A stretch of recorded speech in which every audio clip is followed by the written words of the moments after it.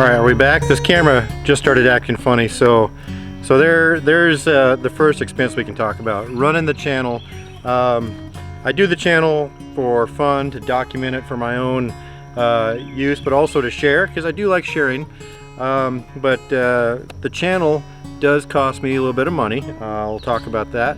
The camera itself is a very nice camera that is advertised as a YouTuber's camera. So I got that. It's the Sony ZV-1. I think I got it in the $600 neighborhood. It's about normal, what you'd expect for a nice camera. It's not cheap, it's not expensive. So it's just right in the mid-range. But if this breaks, man, I'll tell you, that's going to hurt a lot.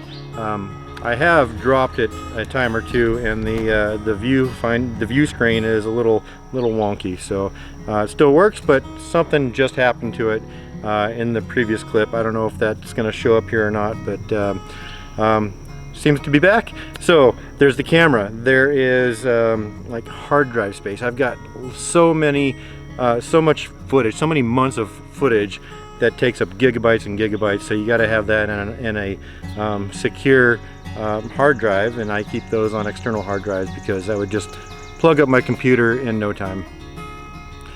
The editing that I do is on Adobe Premiere Pro, and that's part of the Adobe Creative Suite, and that costs, I don't know what I'm paying for it now, but it's roughly $30 a month charged annually. And then the silly music you hear in the background, it may not be your cup of tea, but it just kind of livens things up a little bit, and I do pay a subscription for the use of that music. Otherwise I would get copyright strikes and all that if I just use any old music that I liked. But so this music is royalty free, and I think it's in the $12 to $15 a month range.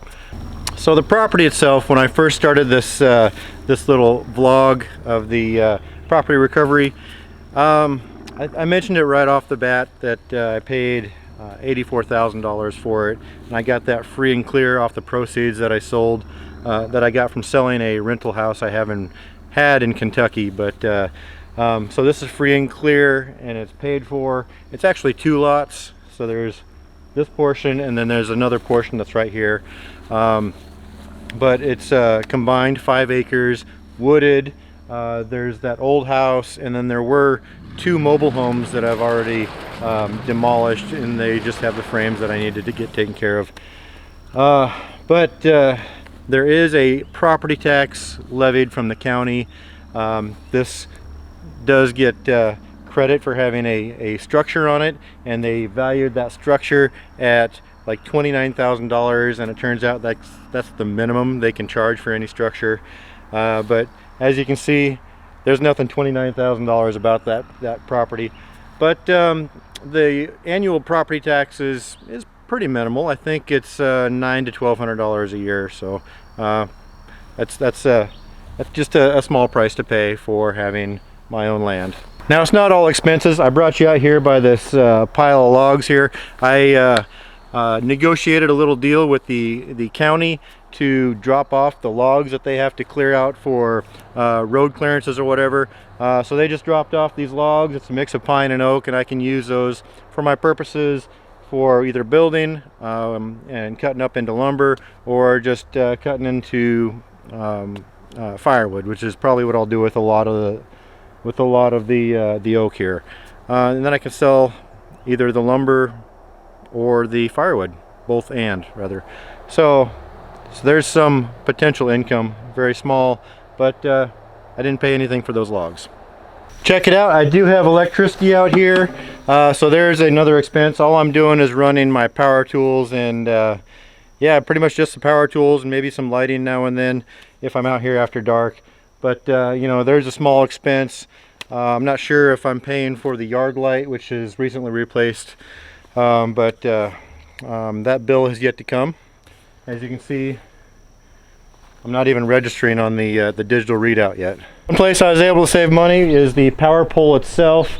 I was able to find that used on Facebook, and I made a couple modifications, which are probably $30 to $40. But this power pole was $130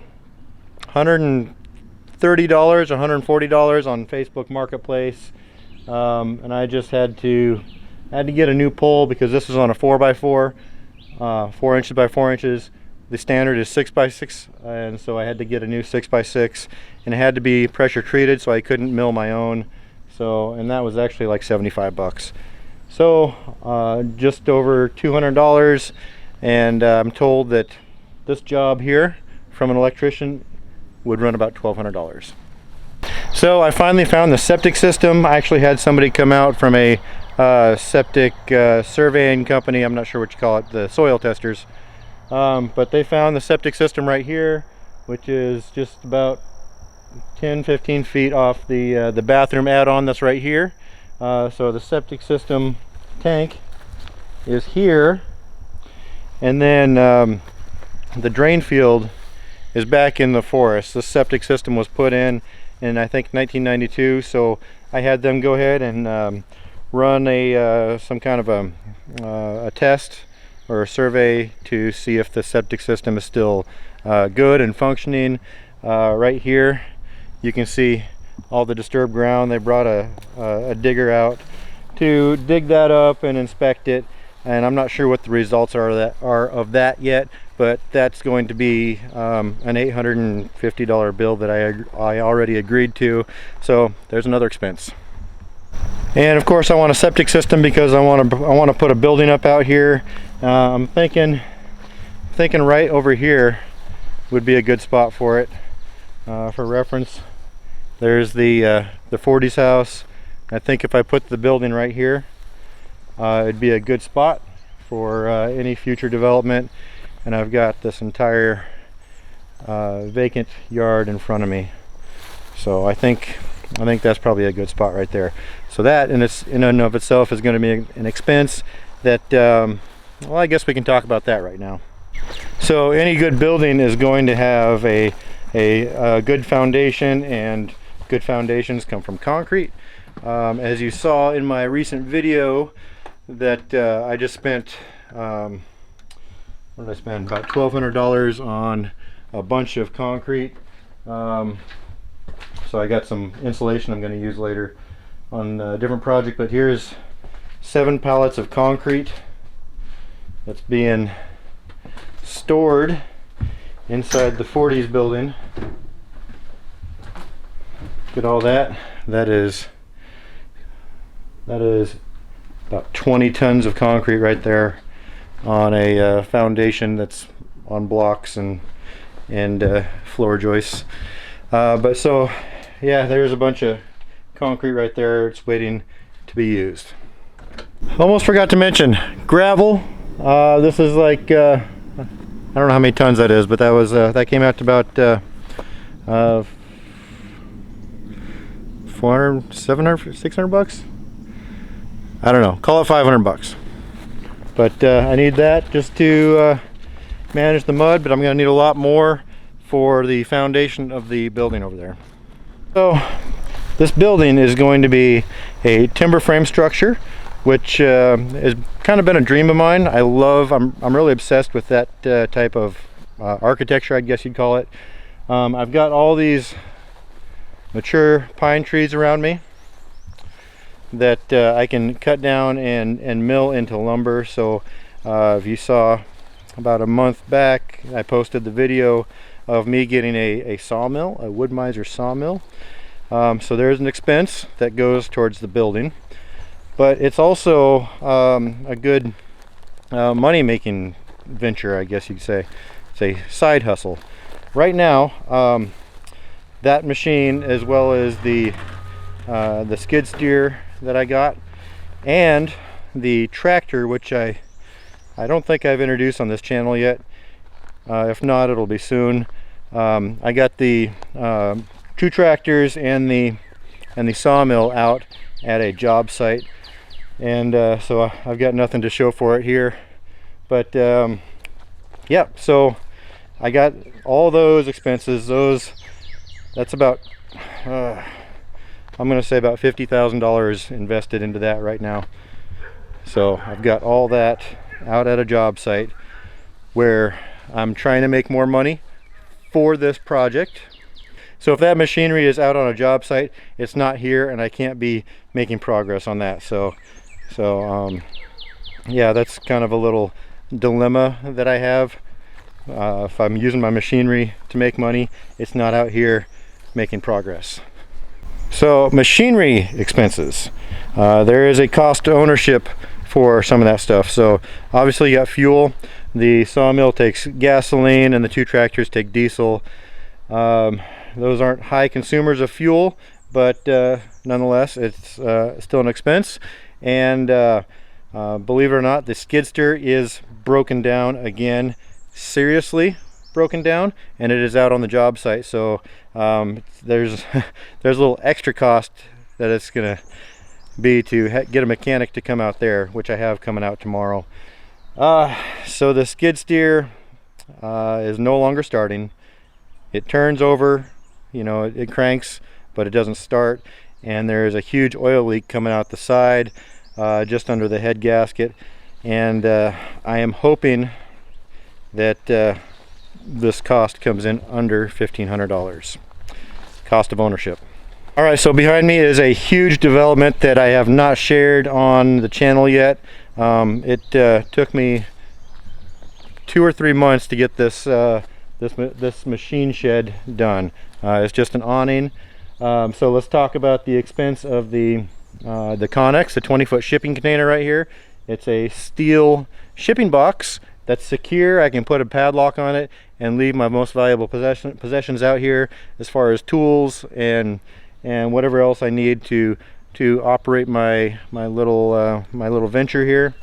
And it's level, and it's not going anywhere. So I chose to build the roof, the shed, the shelter for my machines off of that. So the 2 tractors live here, and the sawmill lives here, and I can actually operate the sawmill from cover. Total cost of the machine shed, the Connex was $2,500 delivered, and I've got probably $700 or $800 into just the roofing, like the shingles and hardware and whatnot to construct this. Otherwise, everything else is milled from my own timbers or salvaged from the mobile home. All right, one other cost in machinery I forgot to mention, was the cement mixer. $750 for that. It runs well, and dude was asking $1,000, and I got it for $750. Huge shout out goes back to my mother and her husband Gary for coming out from the state of Wyoming to Virginia in their RV. They stayed out here. They helped me clean up the property. Gary helped me take down the pink mobile home. More on that in a future video. But my mom was a huge help in helping me get all this cleaned up. Just all the trash, not all the trash, but so much of the trash. You might recall this area here was just full of just little random bits of trash. So that gets into the cost of cleanup. I have 5 of these waste bins that I got with the property, and 1 other that I got for free. So I can get 4 of these in the back of my pickup truck and take them to the dump myself. And each run to the dump cost me $7, which is, you know, not too bad, right?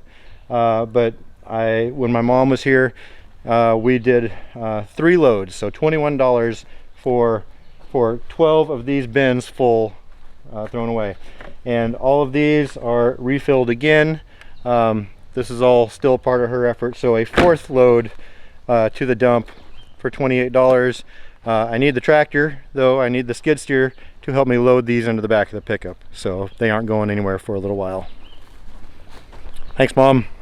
So I've got about 20 some tires in this pile and another pile over there. In order to properly dispose of the tires, they cost $7 each at the landfill. So there's a couple $100 right there.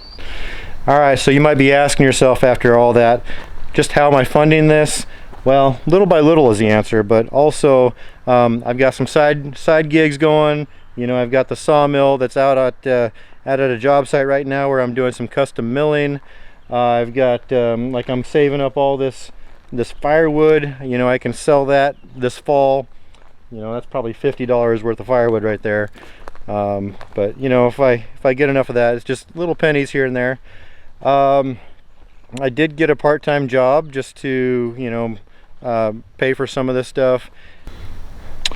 And then there's YouTube. I've yet to qualify for the YouTube partner program, which is probably what you've heard of, where people are getting paid for the amount of people that are watching videos. So I'm very close, actually. So the qualification is you have to have 1,000 subscribers.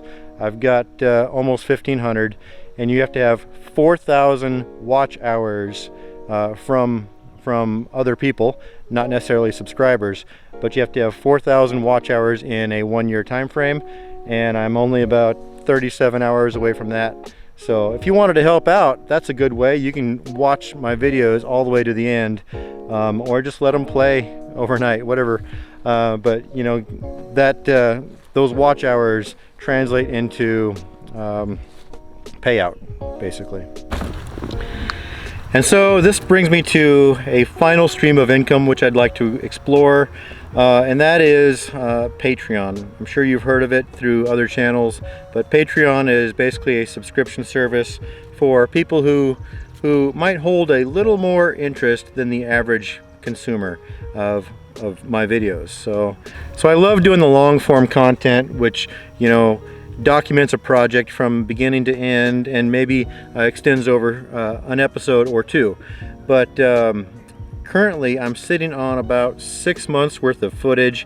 So I've dialed back the amount of footage that I'm taking just because I can't keep up with my own pace. You know, editing takes time. Editing, well, there's another cost right there. Editing takes a good 6 hours for a good full-length video, and I'm talking like a 15-minute video. You know, it's so much time. I don't know why it takes so much time.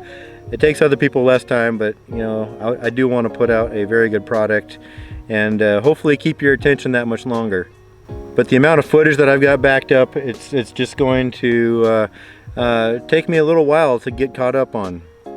And so what I'd like to offer in a Patreon subscription is a minimum of 3 video updates a week to those subscribers, giving you the current progress of what's going on out here, the behind the scenes look at what's going on out here. And it's going to be on a video that is going to be not so refined as my regular long form content. Long form content is still going to be out there free, and it's just going to be behind the current time frame of what where we're at now. But my video updates are going to be for those who are a little more intensely interested in what's going on out here at the Rescue Property Project, and also what's maybe not going on out here, what's keeping me away. I've got a lot of other things going on in my life that I might want to share that as well, and some of you might be interested. If not, you can skip that video. But anyway, head on over to Patreon and give me that subscription, and I'd be immensely grateful. You're going to help me pay some bills around here, and it's a great way for you to be involved in the rescue property.